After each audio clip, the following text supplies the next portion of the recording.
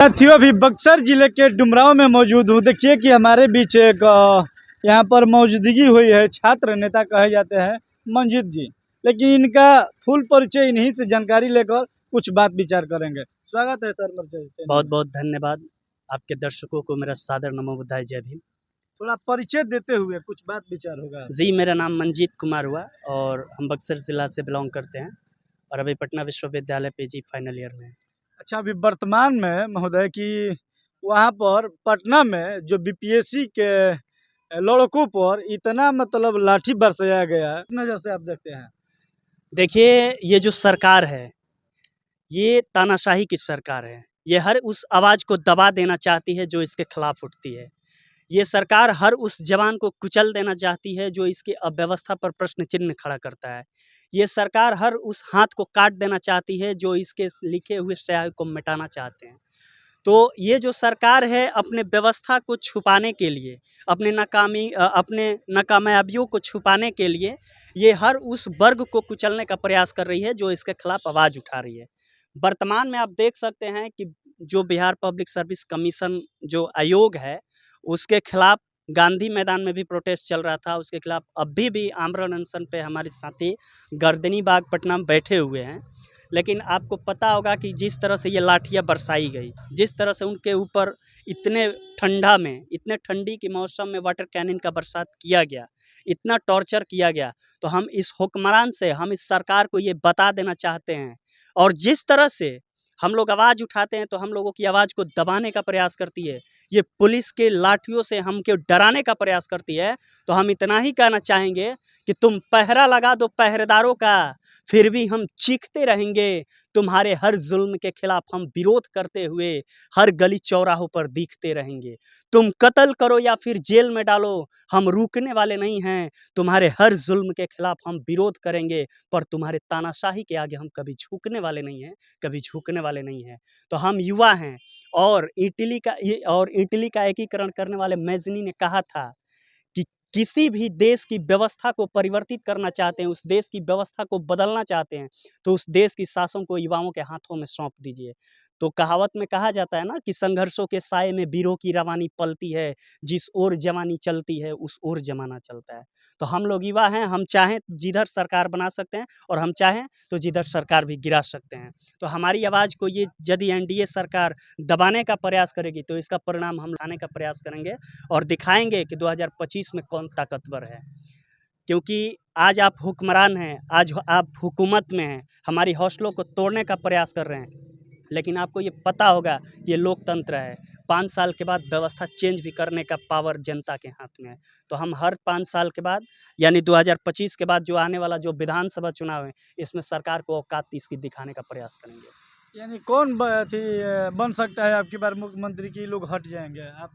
जो जनता की बात करेगा, जो भूखमरी के खिलाफ आवाज़ उठाएगा, जो बेरोजगारी की बात करेगा, जो रोजगार देगा, जो युवाओं को सुनेगा, जो महिलाओं के सशक्तिकरण की बात करेगा, जो किसानों की आय की दुगना करने की बात करेगा, जो रोडवे हाईवे के लिए काम करेगा, जो हेल्थ केयर सिस्टम पर काम करेगा, उसकी सरकार हम लोग लाने का प्रयास करेंगे। हर एक पार्टी तो अपना वादा देती है कि हम रोजगार देंगे या और कुछ बढ़ावा देती है, प्रलोभन लेकिन बहुत सारी करते कौन है आपके नज़र में? कौन कौन ऐसा सरकार है कि वो कर देगी? अभी वर्तमान दौर में देखा जाए तो जैसे गठबंधन का जब सरकार था तो हमारे नेता माननीय तेजस्वी प्रसाद यादव जी जिस प्रकार से रोजगार देने का काम किए, जिस प्रकार से नौकरियां वितरित करने का काम किए, अभी हमें लगता है कि फिलहाल में अभी तेजस्वी यादव जी को लाना चाहिए। और हमें लगता है कि वही एक ऐसे नेता हैं जो बिहार को बदल सकते हैं। ये आप चैलेंज कर रहे हैं? चैलेंज नहीं कर रही है, जनता ने स्वीकार किया है। जिस तरह से माई बहन योजना की तरफ 2500 रुपया देने का घोषणा किए हैं, जिस तरह से अभी 20 लाख पदों को जो सृजित है, खाली है, रिक्त है, उसके भरने का मतलब ये आश्वासन दिए हैं। जिस तरह से ये गठबंधन में मतलब जब थे तो अपने जो भी सरकार की रिस्पॉन्सिबिलिटी होनी चाहिए उसको पूरा करने का काम किए हैं। तो हमें लगता है कि बिहार वासियों को यह महसूस हो रहा है कि नहीं, हमें तेजस्वी को लाना चाहिए और तेजस्वी यादव जी को एक बार मौका देना चाहिए। बीच बीच में यही तो सुनने को मिल जा रहा है कि फिर माननीय मुख्यमंत्री नीतीश कुमार जी तेजस्वी और मुख्यमंत्री नीतीश कुमार जी दोनों लोग हाथ मिलाने के कार्य कार्य करेंगे? जी, बिल्कुल जो विकास को लेकर बात करेंगे, जिनकी विचारधारा समाजवादी होगी, वो हाथ मिलाएँगे और बिहार को विकास की श्रेणी में खड़ा करने का काम करेंगे। और बिहार में चाहे बाबू जगदेव प्रसाद कुशवाहा की विचारधारा रही हो, कर्पूरी ठाकुर जी की विचारधारा रही हो या माननीय लालू प्रसाद यादव जी की विचारधारा रही हो, इन सभी समाजवादियों की विचारधारा यही थी कि जिसकी जितनी संख्या भारी है, उसकी उतनी हिस्सेदारी मिलनी चाहिए। बाबू जगदेव प्रसाद कुशवाहा ने यही ना कहा था जी, कि 100 में 90 शोषित हैं और शोषितों ने ललकारा है, धन धरती और राजपाट में 90 भाग हमारा है। तो जिसकी जितनी संख्या भारी है उसको उसकी हिस्सेदारी मिलनी चाहिए। और अब तो जाति जनगणना भी हो गया है।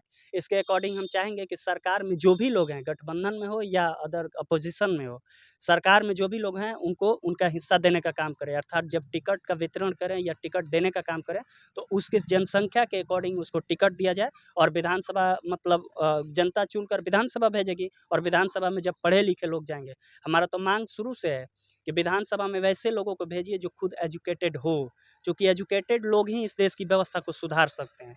बाकी बहुत सारी बिहार में कमियां हैं, उसे सुधारने की यदि हम बात करें तो हमें लगता है कि वर्तमान में तेजस्वी प्रसाद यादव की जरूरत है। एक और सवाल हुआ कि अभी प्रशांत किशोर भी वहाँ पर गए थे बीपीएससी छात्रों के पास, वो किस नज़र से आप देख रहे हैं? देखिए, ये लोकतंत्र है और लोकतंत्र में सबको प्रोटेस्ट करने का अधिकार है, सबको किसी पार्टी या किसी भी संगठन में जाने का अधिकार है। प्रशांत किशोर जी का अपना विचारधारा है, वो अपने विचारधारा को लेकर वहाँ गए थे। लेकिन जिस प्रकार से बीपीएससी अभ्यर्थियों के साथ उन्होंने अभद्रता की, कंबल के लिए उन्हें धमकाया, ये सरासर गलत है। इस प्रकार से उनकी मानसिकता हम लोग भाप सकते हैं, उनकी मानसिकता का पता लगाया जा सकता है कि जो व्यक्ति एक कंबल के लिए एक स्टूडेंट को धमकी दे सकता है, वो बिहार में सत्ता में आकर एक स्टूडेंट के साथ क्या कर सकता है। तो ज़ाहिर-सी बात है कि बीपीएससी प्रोटेस्ट में कुछ ऐसे भी लोग हैं, जो अपनी राजनीति चमकाने के लिए गए हैं, जिनका कोई राजनीतिक हैसियत नहीं है।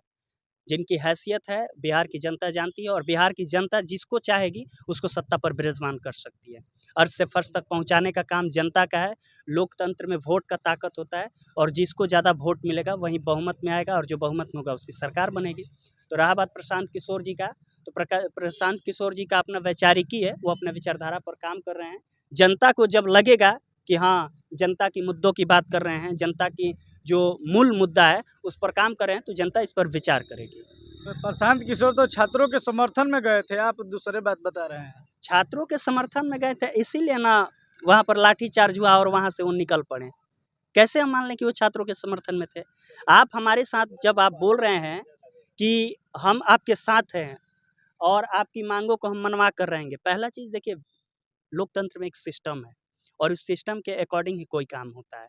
तो वहाँ पर आप देखें कि जिस तरह से पुलिसिया कार्रवाई की गई, जिस तरह से लाठियाँ बरसाई गई, जिस तरह से बेटी बहनों की इज्जत एवं अस्मिता को निछावर किया गया, लूटा गया, एक प्रकार से कह सकते हैं। वहाँ आप देख सकते हैं कि लेडीज़ कांस्टेबल भी नहीं थी और पुरुष कांस्टेबल के द्वारा एक लड़की का वीडियो कितना वायरल हुआ कि उसको इस पुलिस कांस्टेबल के द्वारा पिटा गया। तो आप कैसे कह सकते हैं कि ये जो गवर्नमेंट है हमारे हित में काम कर रही है? ये प्रशांत किशोर जी वहाँ पर थे, लेकिन जैसे ही लाठीचार्ज हुआ, विद्यार्थियों के साथ, बीपीएससी अभ्यर्थियों के साथ वो धोखा किए, वहाँ से वो निकल पड़े। तो ये ज़ाहिर-सी बात है कि वो अपनी मानसिकता का परिचय दिए कि हम आपके साथ अपनी राजनीति चमकाने के लिए आए हैं, आपके साथ खड़े होने के लिए नहीं आए। तो इस प्रकार से हम प्रशांत किशोर जी के वैचारिकी को तौल सकते हैं। प्रशांत किशोर जी तो बोले थे कि पहला लाठी होगा तब मेरे शरीर पर आएगा। तो फिर क्यों वो चले गए? प्रशांत किशोर जी इसका जवाब देंगे। आप लोग जाइए प्रशांत किशोर जी से जवाब माँगिए। जब पहला लाठी वो खाएँगे, तो जब लाठीचार्ज हुआ तो प्रशांत किशोर जी को वहाँ रहना चाहिए था, लेकिन वहाँ से तो वो निकल पड़े। तो हम कैसे मान लें कि प्रशांत किशोर जी हमारे मुद्दों की बात कर रहे हैं, हमारे हित का बात कर रहे हैं? वैनिटी वैन के लिए क्या कहिएगा? देखिए, इस देश में एक से एक महापुरुष हुए। हम चाहे बाबू जगदेव प्रसाद कुशवाहा की बात करें या मनोहर साहब कांशीराम की बात करें या लालू प्रसाद यादव जी की बात करें या कर्पूरी ठाकुर जी की बात करें, वो लोग भी एक राजनेता थे। उनके समय में आप देखें वैनिटी वैन या मर्सिडीज़ या ये सब तो उस समय था ही नहीं। लेकिन जिस तरह से ये राजनीति वैनिटी वैन लेकर आए, करोड़ों रुपए की गाड़ियाँ लेकर यहाँ पर राजनीति करने के लिए आए, ये ज़ाहिर-सी बात है कि गरीब मुद्दों की ये बात नहीं कर सकते हैं। यदि आप हमारे हैं, तो हम जैसे जिस अवस्था में हैं, उस अवस्था में आपको साथ देना होगा, तब जाकर हम मानेंगे। हम लोग पढ़े-लिखे युवा हैं। हम आपकी मानसिकता से भांप लेते हैं कि आप हमारा साथ दीजिएगा या नहीं। और वैसे भी वहाँ पर बैठे हुए जो बीपीएससी अभ्यर्थी वो अनपढ़ नहीं है, उन्हें सारा चीज़ पता है कि आप क्या करने के लिए आए हैं। तो इस प्रकार से हम कह सकते हैं कि जो भी स्टूडेंट के साथ वहाँ खड़े थे, अक्सर अपनी राजनीति चमकाने के लिए गए। लेकिन हमें खेद है, हमें दुःख है, वहाँ पर जिस प्रकार से अपोज़िशन के लीडर को खड़ा होना चाहिए था, वो भी नहीं हुए। इसका हम कड़ी निंदा भी करते हैं, क्योंकि ये स्टूडेंट का मुद्दा स्टूडेंट का नहीं था। ये उस लोकतंत्र के मतलब पक्ष का मुद्दा था, जो वोट की ताकत पर यकीन रखता है, उस सिस्टम पर यकीन रखता है जो न्याय से जुड़ा हुआ है।